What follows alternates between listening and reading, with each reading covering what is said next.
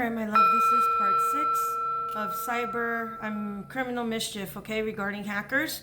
It is now 11:17 a.m. Monday, July 27, 2026.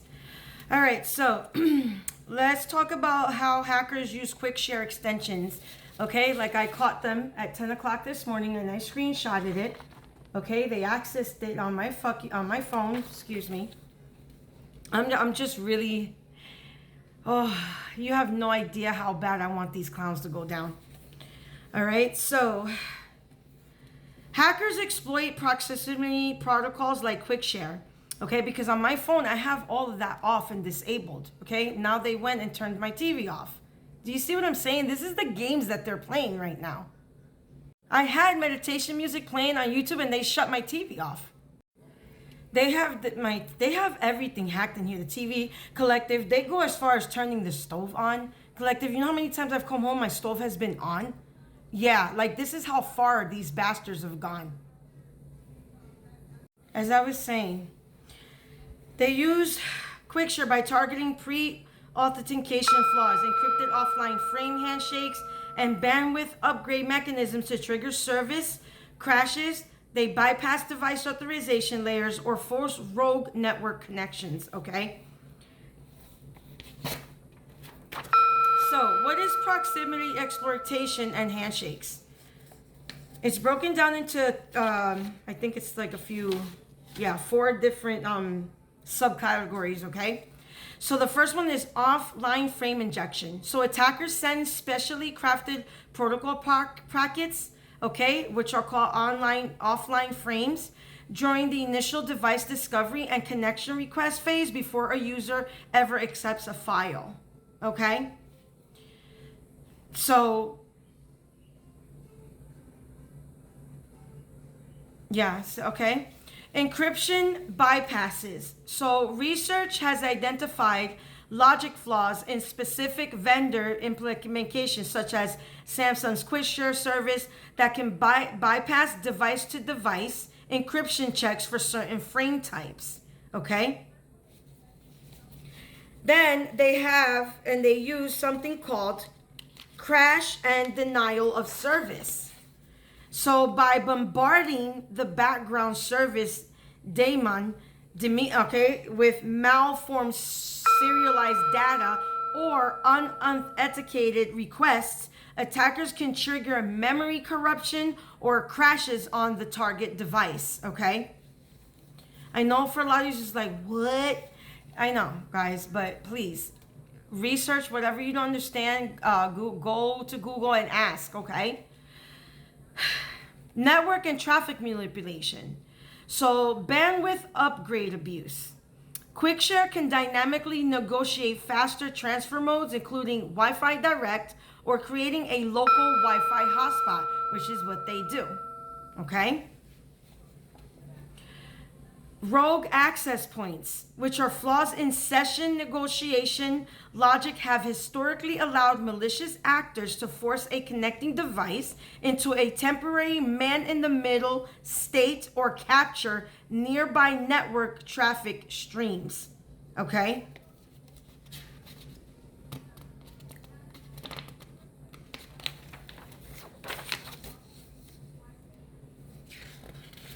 What the hell? I printed that twice.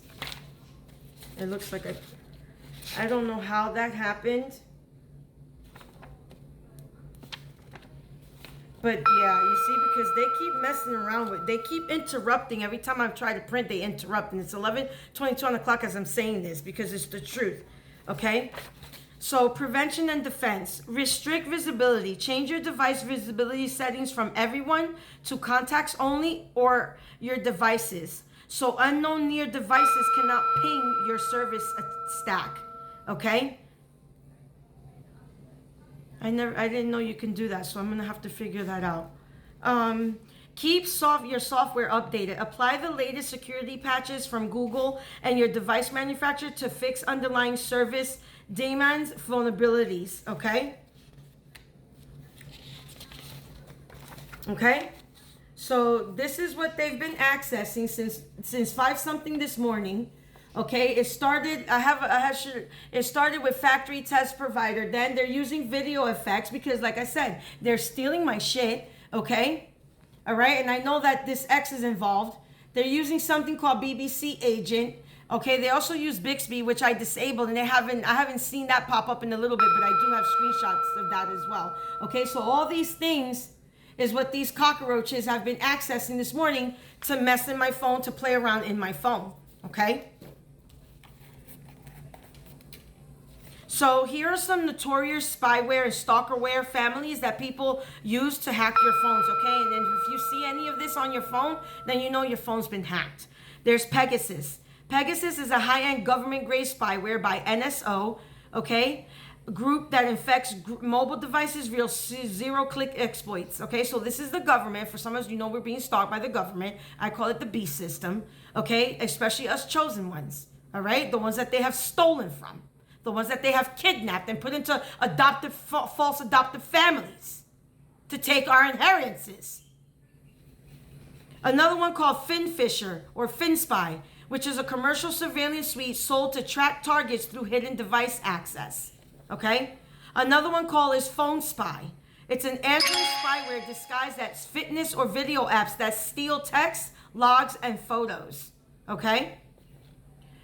There's another one called Vajra Spy, which is a malicious remote access Trojan found hiding in fake chat applications. That's why I told y'all, I don't know if it was a week or 2 weeks ago, about deleting Discord, Lemon app, all these chat things.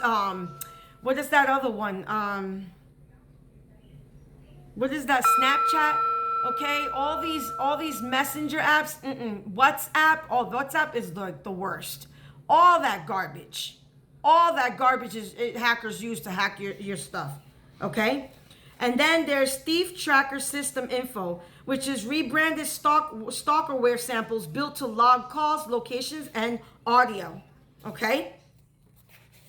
Here are some of the hardware hacking and signal cloners that hackers use, and they use this to exploit vulnerabilities in physical ports, radio frequencies, and wireless protocols to bypass traditional digital security, okay? We got something that's called Flipper Zero, which is a portable multifunctioning tool capable of reading, copying, and emulating radio frequencies, sub or GHz, RFD, which are chips, NFC, infrared, and Bluetooth signals.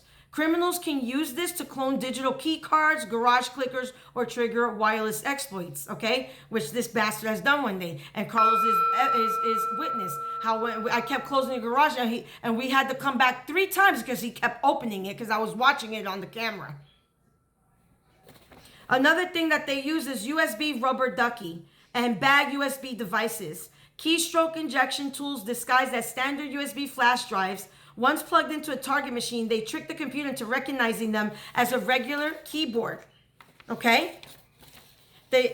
And automatically execute pre-written scripts at lightning fast speeds to download malware or extract files. Okay? Another thing they use is OMG cable, a highly deceptive charging cable resembling standard USB or lighting cords, equipped with a hidden Wi-Fi chip, which allows a remote attacker to connect the cable over Wi-Fi and execute malicious commands on the host's machine. Another thing they use is called Wi-Fi Pineapple. Okay? This is a rogue wireless access point used to perform man-in-the-middle attacks. It mimics trusted open Wi-Fi networks like coffee shops' Wi-Fi's to trick victims' devices into connecting automatically, allowing attackers to intercept data traffic and steal credentials. I always advise people never to log into a store's Wi-Fi. I don't care how secure you think they are. Thank you. That is the most vulnerable. LAN Turtle, a hidden network implant disguised as generic USB to Ether adapter. When surreptitiously plugged into a corporate network or desktop, it provides a persistent remote backdoor for attackers. And then you got Proxmark 3, which is an advanced RFID research device used to intercept, analyze, and clone physical access badges and high security smart cards to bypass electronic doors and locks. Okay? So these are all things, tools, and that's not all of them, that's just some, okay, that they use to hack into your stuff collective, okay? Stay tuned for part 7.